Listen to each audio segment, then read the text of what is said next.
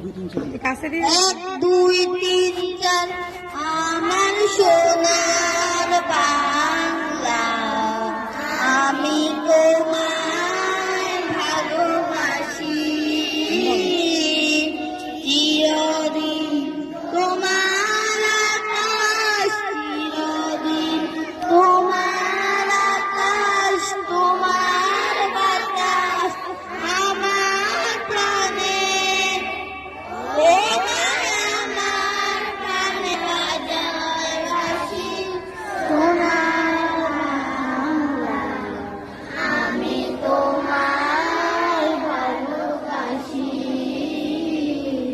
ও মা ফাগুনে তোর আমের বনের ঘ্রাণে পাগল করে মরিহার, আরে মা ফাগুনে তোর আমের বনের ঘ্রাণে। শপথের জন্য প্রস্তুত। আমি শপথ করছি যে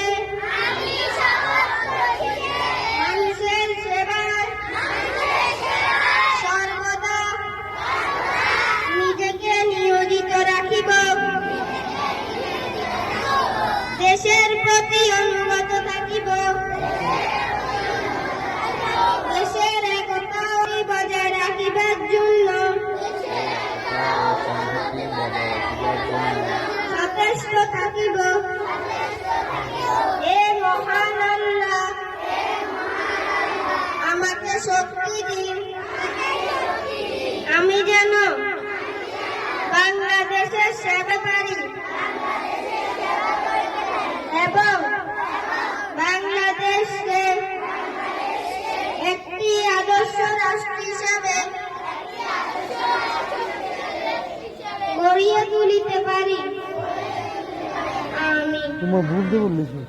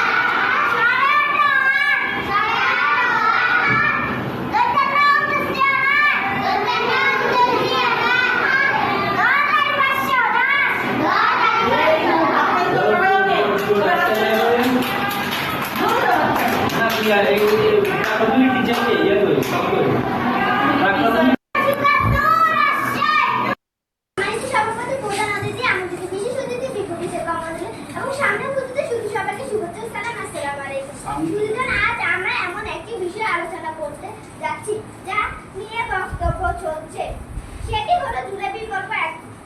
এই বিকল্প নিয়ে অনেক আলোচনা, সমালোচনা এবং সমর্থন দুটিই রয়েছে, কিন্তু আমার আজকের এই বিষয় জুলাই বিকল্প একটি ভুল পদক্ষেপ।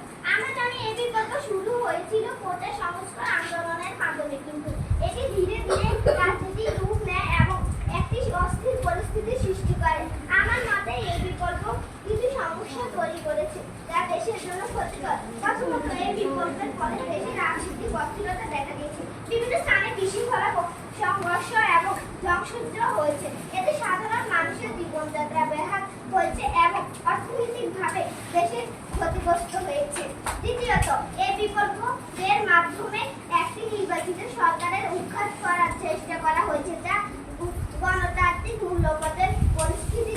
যে কোনো সরকারের পরিবর্তন হওয়া উচিত নির্বাচনের মাধ্যমে জনগণের মতামতের ভিত্তিতে। তৃতীয়ত, এই বিপ্লবের ফলে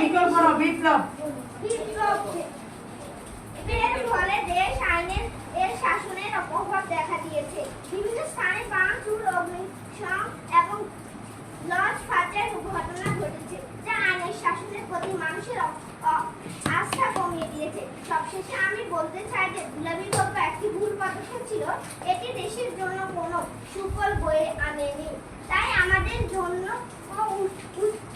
জন্য উচিত এ ধরনের ধ্বংসযজ্ঞ কাজ থেকে সভাপতি প্রধান অতিথি, আমন্ত্রিত বিশেষ অতিথি, আমাদের সামনে 2024 সালের একটি গুরুত্বপূর্ণ ঘটনা জুলাই বিপ্লব সম্পর্কে বলবো।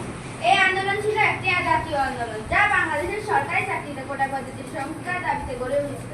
2024 সালের 5 জুন বাংলাদেশের হাইকোর্ট পদ্ধতিকে অবৈধ ঘোষণা করার পর এটা নতুন রূপ পায় এবং দেশের বিভিন্ন বিশ্ববিদ্যালয়ের শিক্ষার্থীরা বৈষম্য বিরোধী ছাত্র আন্দোলন নেতৃত্বের বিরুদ্ধে প্রতিবাদ করতে শুরু করে।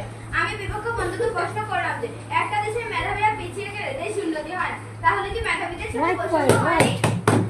2024 সালের জুলাই মাসে এক বিপ্লব ঘটে। দেশের মানুষ তখন অন্যায়, দুর্নীতি ও অবিচারের বিরুদ্ধে প্রতিবাদ করে। গত 16 বছরের বৈষম্য, জুলুম, নির্যাতন আর দুর্নীতির প্রতিবাদে বাংলার ছাত্র, শিক্ষক, রাজনীতিবিদ, শ্রমিক সহ সকল পেশার মানুষ এই আন্দোলনে যোগ দেয়। অবশেষে ছাত্র জনতার আন্দোলন মানুষের আন্দোলনের রূপ নেয়, এক সময়ের কোটা সংস্কারের আন্দোলন রূপ নেয়। তাতে তখন পর্যন্ত আবু সাঈদ মুক্ত সহ প্রায় 1423 জন শহীদ হয়েছিলেন, 22,000 লোক আহত হন। এই বলে আমি আমার বক্তৃতা শেষ করলাম। আসসালামু আলাইকুম। আমাদের সামনে 2024 সালের একটি গুরুত্বপূর্ণ ঘটনা জুলাই বিপ্লব সম্পর্কে বলবো। এই আন্দোলন ছিল একটি জাতীয় আন্দোলন, যা বাংলাদেশের সরকারি চাকরিতে কোটা পদ্ধতির সংস্কার দাবিতে গড়ে